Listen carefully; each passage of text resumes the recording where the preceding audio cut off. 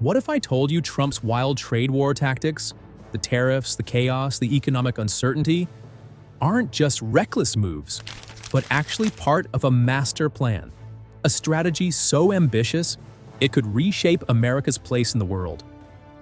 In this video, we're diving deep into the real reason behind Trump's tariff chaos. Why the stock market crash, the soaring trade tensions, and the uncertainty aren't accidents but calculated moves. Could it be that the US is forcing a global reset, aiming to reindustrialize without giving up its dollar dominance? If you stick around, you'll uncover how this strategy connects to everything: the fall of American manufacturing, China's unstoppable rise, and even a secret plan being crafted behind the scenes that could reshape global trade as we know it. By the end, you'll see why this chaos actually makes sense, and why it might be the most important economic gamble of the century. Oh, and before we jump in, don't forget to like this video, hit subscribe, and ring that notification bell. You won't want to miss what comes next. Welcome to Market Reflect. First, let's go back. For decades, the US had a deal with the world, a deal that kept it rich and powerful. It started after World War II with the Bretton Woods Agreement. The US set the rules.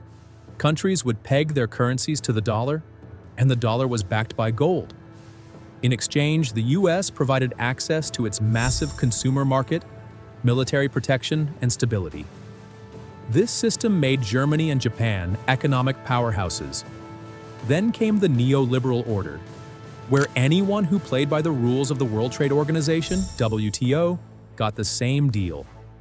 More countries got richer, global trade flourished, and America stayed on top. But something changed. When Bretton Woods collapsed, the dollar became too strong. Without fixed exchange rates, global demand for US assets skyrocketed, making the dollar expensive and killing American manufacturing. Then came China in 2001, joining the WTO. The US got cheap goods, but at a brutal cost. Factories shut down, jobs vanished, and the Rust Belt was born. This China shock devastated America's industrial base, all while the rich got richer from a strong dollar.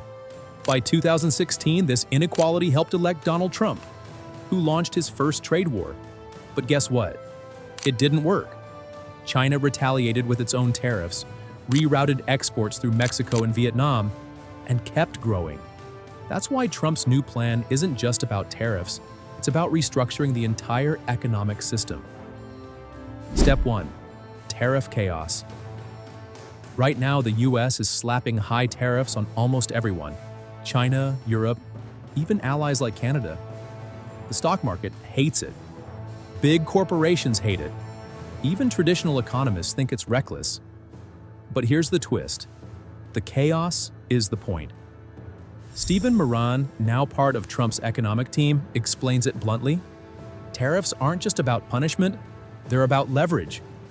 Trump doesn't care if the economy takes a hit in the short term. He wants to force every country to the negotiating table. And it's working. Europe is panicking. China is scrambling to protect its industries. Even countries that should be allies, like Germany and South Korea, are facing new trade barriers. Trump is making it clear: no more free rides. The US won't protect global shipping, won't keep the dollar strong for others, and won't let foreign industries dominate unless America gets something huge in return. This leads to Step 2, where the real strategy unfolds. Step 2. Reciprocal tariffs, leveling the playing field. Here's why Trump's first trade war failed. China didn't fight fair. Every time he raised tariffs, China hit back even harder, imposing higher average tariffs on the US than vice versa. But this time, that game is over. Trump's plan now is reciprocal tariffs, meaning the US will always match whatever another country does. China raises tariffs, the US does too. Europe adds barriers, the US adds the same.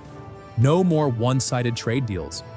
Robert Bassan, another key economic strategist, calls this rewarding ingenuity, security, and stability.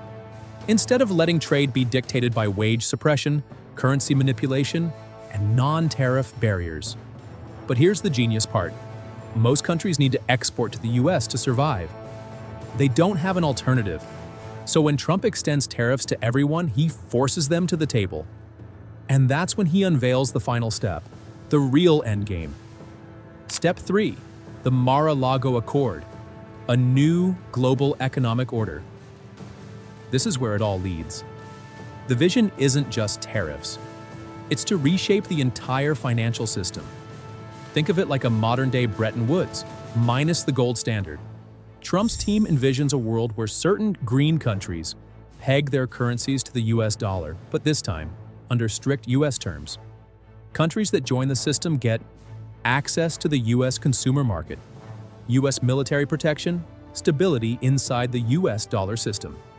But in return, they must agree to a controlled currency exchange, meaning whenever the dollar gets too strong, they adjust their currencies to keep things balanced. Unlike the 1985 Plaza Accord, where Japan and Europe voluntarily weakened their currencies, this time, countries must pay for US security, effectively making them vassal states. The problem? Trust. Why would countries agree to this? After all, the US has torn up trade deals before, like the one with Canada and Mexico. And let's not forget, Trump has even threatened allies like Germany and France with tariffs. So here's the gamble. If enough countries join this new system, Trump gets a weaker dollar without losing its reserve currency status. That means the US can finally re-industrialize, bringing jobs and factories back home, while still maintaining financial dominance. But if no one joins, then the US faces a brutal choice. 1. Keep the dollar strong, but rely on Mexico, Europe, and Japan for manufacturing. And 2. Weaken the dollar independently, but risk losing its reserve currency status, which would crush American power. Now, why does this matter? This isn't just about trade wars, it's about power, money, and the future of global leadership. For decades, the US let other countries get rich under a system it created. But Trump's team believes that system is now a threat, that America can't afford to be the world's piggy bank anymore. That's why the tariff chaos makes sense. It's not a short-term stunt. It's the beginning of a long-term plan to redraw the economic map. The question is, will the world go along with it? Or is Trump risking America's financial empire on a strategy that could backfire? Either way, one thing is clear. This isn't just another trade war. It's the opening move in a global economic revolution. If Trump actually pulls off this new economic order, which countries do you think would willingly become green countries and peg their currencies to the dollar? And which ones would resist? Drop your predictions in the comments. And that's it for today. Hit the like button and subscribe to Market Reflect. Stay tuned for more and catch you at the next one.